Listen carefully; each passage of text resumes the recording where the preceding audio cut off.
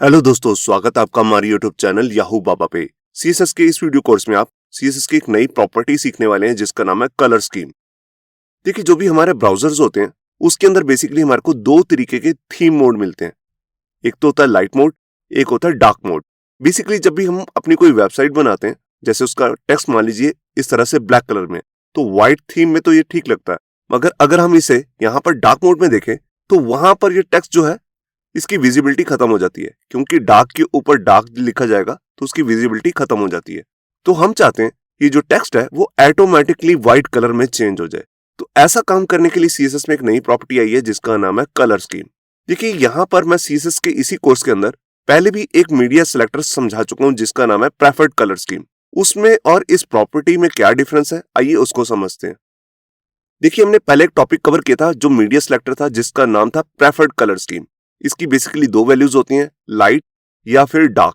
इसमें हम क्या करते हैं, इसके अंदर हम लाइट मोड के लिए अलग अलग सिलेक्टर्स बनाकर उसकी स्टाइलिंग कर लेते हैं कि लाइट मोड में हमें क्या कलर स्कीम रखनी है, अपनी वेबसाइट के टेक्स्ट का क्या कलर रखना है, बैकग्राउंड का क्या कलर रखना है। बिल्कुल इसी तरह से डार्क मोड में भी हम यही सेटिंग करते हैं, मगर इसमें ये काम थोड़ा सा लेंथी हो जाता है। अगर आपको सिर्फ कलर्स ही चेंज करने हैं तो इसी के लिए हमारे पास ये नई प्रॉपर्टी आई है जिसका नाम है कलर स्कीम। इसमें जस्ट यहाँ पर आपको रूट वेरिएबल के अंदर आकर कलर स्कीम में वैल्यू दे देनी है लाइट और डार्क। इसे होगा क्या, आपकी वेबसाइट ऑटोमेटिकली अगर किसी भी यूजर ने उसको डार्क मोड में कन्वर्ट किया तो उसका टेक्स्ट ऑटोमेटिकली व्हाइट हो जाएगा, और अगर लाइट मोड में किया तो उसका टेक्स्ट ऑटोमेटिकली ब्लैक कलर का हो जाएगा। कलर स्कीम की इस प्रॉपर्टी के अंदर और भी कई तरीके से हम वैल्यू को सेट कर सकते हैं।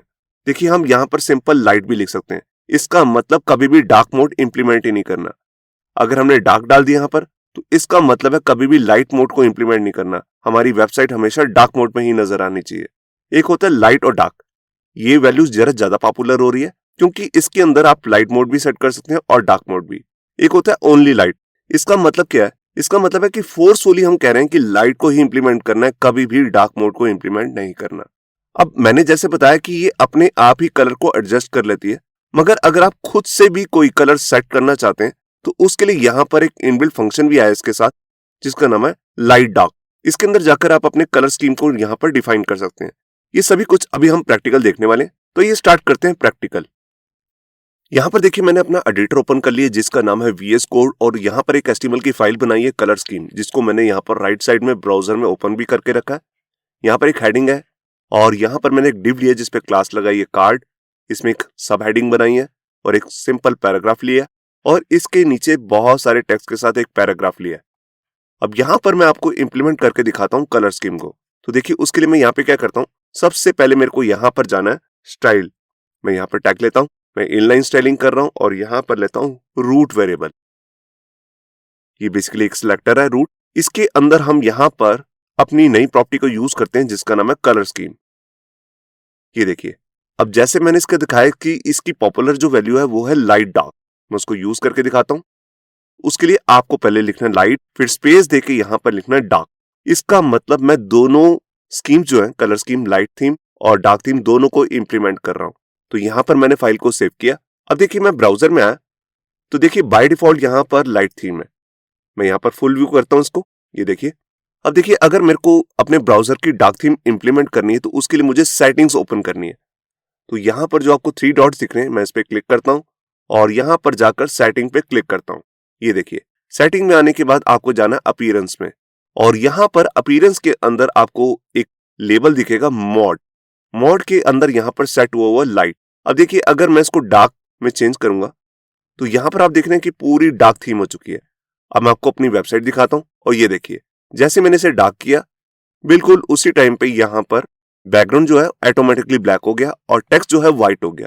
ये कैसे हो पा रहा है, क्योंकि मैंने अभी अभी इंप्लीमेंट किया यहाँ पर कलर स्कीम। मैं आपको दोनों इंप्लीमेंट करके दिखाता हूँ। मैं इसके लिए यहाँ पर क्या करता हूँ, इसको स्प्लिट कर देता हूँ स्क्रीन को। ये देखिए, यहाँ पर हमारा टेम्पलेट दिख रहा है और यहाँ पर सेटिंग वाला पेज। अब यहाँ पर मैं आपको साथ के साथ दिखाता हूँ। तो देखिए, अगर मैं यहाँ पर लाइट करूंगा, अब देखिए बैकग्राउंड लाइट हो गया और टेक्स्ट जो है ब्लैक कलर का हो गया।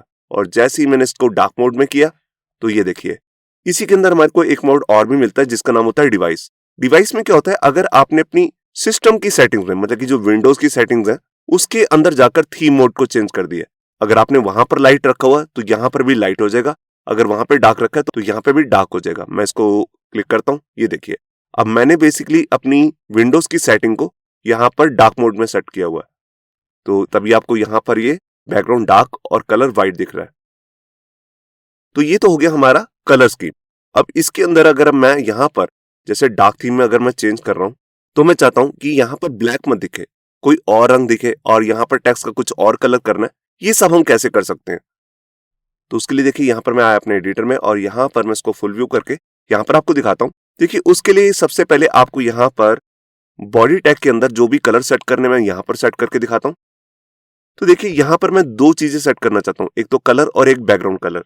तो BGC यहाँ पर बैकग्राउंड कलर के लिए हो गया और यहाँ पर कलर के लिए मैंने ले ली कलर प्रॉपर्टी। अभी ये जो दोनों वैल्यूज आ रही है इनको मैं डायनेमिक लाना चाहता हूँ, मतलब कि जैसे अगर यूजर ने डार्क थीम की है तो यहाँ पर बैकग्राउंड कलर जो मैंने लगा रखा है वो वाला आना चाहिए और कलर भी वो सेट होना चाहिए जो मैंने सेट किया है। तो इसके लिए मैं यहाँ पे क्या करूंगा, अपने रूट सिलेक्टर के अंदर आकर यहाँ पर एक वेरिएबल बनाता हूँ। नाम कुछ भी ले सकते हैं, तो मैं इसका नाम ले रहा हूँ जैसे BG मतलब बैकग्राउंड। अब यहाँ पर मैं आपको एक नई चीज बता रहा हूँ, यहाँ पर मैं यूज करने वाला हूँ एक नया फंक्शन, उसका नाम है लाइट डार्क। ये देखिए इसके अंदर हमें क्या करना होता है, इसके अंदर हमारे को दो अलग अलग कलर स्पेसिफाई करने होते हैं, एक तो लाइट मोड के लिए, एक डार्क मोड के लिए। तो मैं चाहता हूं कि जब यूजर ने लाइट मोड सेलेक्ट किया है तो यहां पर बैकग्राउंड जो कलर है वो कौन सा होना चाहिए। तो देखिए उसके लिए मैं यहां पर ले लेता हूं कलर व्हाइट। उसके लिए मैंने FFF ले लिया जिसका मतलब होता है व्हाइट कलर। और यहां पर अगर यूजर ने डार्क मोड सेलेक्ट किया तो मैं बैकग्राउंड का कौन सा कलर सेट करना चाहता हूं, तो मैंने पहले से एक कलर सेलेक्ट करके रखा हुआ है, मैं वो ही यहां पर डाल देता हूं। ये देखिए तो ये वो कलर मैंने सेट कर दिया। इसी के साथ जो मेरे को टेक्स्ट का कलर है उसको भी चेंज करना है, तो उसके लिए मैं यहां पर एक वेरिएबल और बना लेता हूं। इसका नाम जैसे मैं रख रहा हूं टेक्स्ट, आप नाम कुछ भी ले सकते हैं और इसके अंदर भी यही फंक्शन यूज करूंगा लाइट डार्क। अब मैं चाहता हूं जब भी यूजर ने लाइट मोड सेलेक्ट किया तो यहां पर कलर कौन सा होना चाहिए, तो मैं चाहता हूं ये डार्क कलर सेट हो जाए जो मैंने पहले बैकग्राउंड में डाला था। ये देखिए, और अगर यहां पर यूजर ने डार्क मोड सेलेक्ट किया तो यहां पर टेक्स्ट का कलर क्या हो जाना चाहिए, व्हाइट। इसको मैंने यहां से सेलेक्ट कर लिया।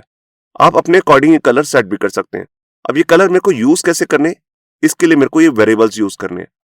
तो यहां पर मैं बैकग्राउंड में जाता हूं और यहां लेता हूं वेरिएबल, मतलब कि हमारा फंक्शन वेरिएबल के लिए, और हमारे वेरिएबल का नाम है BG। बिल्कुल इसी तरह से यहां मैंने वेरिएबल फंक्शन लिया और यहां पर ले लिया हाइफन टेक्स्ट। ये देखिए तो यहां पर मैंने बॉडी के अंदर अब अपने डायनेमिक जो वेरिएबल्स की वैल्यू चेंज हो रही है उसको यहां पर डाल दिया। अब मैं आपको इसे चेक कराता हूं। यहां पर मैंने फाइल को सेव किया। देखिए जैसे मैं यहां पर आया, अब देखिए हमारी डार्क मोड है, अब यहां पर ब्लैक कलर नहीं आ रहा, एक डार्क ब्लू कलर आ रहा है। और जैसे ही मैं इसको लाइट थीम में चेंज करूंगा तो आप यहां पर देख सकते हैं अब ये ब्लैक कलर नहीं है, ये है यहां पर वही डार्क कलर जो डार्क ब्लू कलर से आ रहा है, जो पहले डार्क थीम के अंदर बैकग्राउंड में आ रहा था। मैं इसको और भी चेंज करके दिखाता हूं, जैसे मैं इसका कलर कर देता हूं रेड। ये सिर्फ मैं आपको समझाने के लिए कर रहा हूं। तो यहां पर मैंने जैसे लिख दिया रेड, फाइल को सेव किया।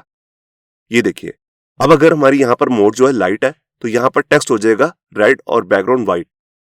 और अगर मैंने डार्क किया तो आप देख रहे हैं यहां पर वही डार्क ब्लू कलर आ रहा है और टेक्स्ट हो गया व्हाइट। अब इसके बाद जो मैंने यहां पर ये कार्ड बनाया है जिसके अंदर ये हेडिंग और थोड़ा सा पैराग्राफ लिया है, इसकी मैं आपको स्टाइलिंग चेंज करके दिखाता हूं। इसके लिए अभी यहां पर मैं Ctrl Z करता हूं, ये रेड कलर में हटा रहा हूं। ये देखिए अब देखिए यहां पर जो ये मेरी क्लास है कार्ड, पहले मैं इसकी बेसिक स्टाइलिंग कर लेता हूं। यहां पर आकर सबसे पहले मैंने यहां पर लिया एक बॉर्डर, इसको भी ब्लैक कलर दिया, मगर ये कलर जो है अभी मैं डायनेमिकली चेंज करूंगा। उसके साथ मैं यहां पर एक बैकग्राउंड कलर भी ले लेता हूं। अभी मैंने इसमें ब्लैक सेट किया हुआ है, इसको भी मैं अभी चेंज करने वाला हूं। इसको एक वेट दे देता हूं, जैसे कि यहां पर ले ली 150 पिक्सल। आप अपने अकॉर्डिंग चेंज भी कर सकते हैं। और हाइट ले ली जैसे 200 पिक्सल। इसी के साथ इसको एक पैडिंग भी दे देता हूं 10 पिक्सल, और यहां पर मार्जिन भी देता हूं 10 पिक्सल। तो यहां पर ये काम तो मेरा हो गया। यहां पर मैं आपको एक बार फाइल को सेव करके चेक कराता हूं। तो ये देखिए अभी ये ब्लैक मोड में ही है, और अगर मैं लाइट थीम में जाऊंगा तब भी ये ब्लैक मोड में ही है। अब देख रहे हैं ये टेक्स्ट जो है थोड़ा डार्क हो गया, मगर मैं यहां पर थोड़ा सा इसे विजिबल करना चाहता हूं और जो बैकग्राउंड कलर है उसका भी कलर चेंज करना चाहता हूं। तो उसके लिए क्या है, मेरे को यहां पर जो बॉर्डर का कलर है और बैकग्राउंड कलर है उसके लिए मेरे को यहां पर अपने वेरिएबल्स डिक्लेयर करने पड़ेंगे। तो यहां पर मैं एक कार्ड BG करके वेरिएबल बनाता हूं। और इसके अंदर जैसे मैंने ये फंक्शन पूरा लिया है, इसी को मैं कॉपी करके यहाँ पर पेस्ट कर देता हूँ। अब कार्ड के जो बीजी का कलर है वो भी मैंने ऑलरेडी सिलेक्ट कर रखा है। अगर लाइट मोड होगा तो यहाँ पर लाइट ग्रे कलर मेरे को लेना है, ये देखिए। और यहाँ पर भी मैं लाइट ग्रे सा ही लेने वाला हूं कुछ, ये देखिए। ये बेसिकली लाइट ब्लू कलर है, उसके अकॉर्डिंग जो ऊपर डार्क कलर आ रहा है ये उससे लाइट कलर मैंने ले रखा है। अब इसके साथ एक वेरिएबल और बना लेता हूं, क्योंकि यहाँ पर मेरे को बॉर्डर का कलर भी चेंज करवाना है, इस वाले बॉर्डर का कलर। तो इसके लिए भी यहाँ पर मैं एक वेरिएबल बना लेता हूं जैसे बॉर्डर, और इसमें अपना ये फंक्शन पेस्ट कर देता हूं। अब इसके लिए भी मैंने यहाँ पर कलर्स ले रखे हैं, वही कलर मैं यहाँ पर डाल देता हूं,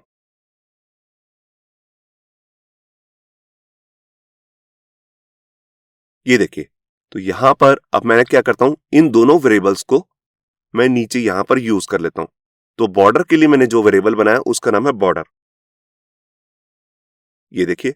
बिल्कुल इसी तरह से जो कार्ड के बैकग्राउंड के लिए मैंने यहां पर कलर बनाया उसके लिए मतलब कि वेरिएबल बनाया यहां पर, उसका नाम है हाइफन हाइफन कार्ड बीजी, ये देखिए।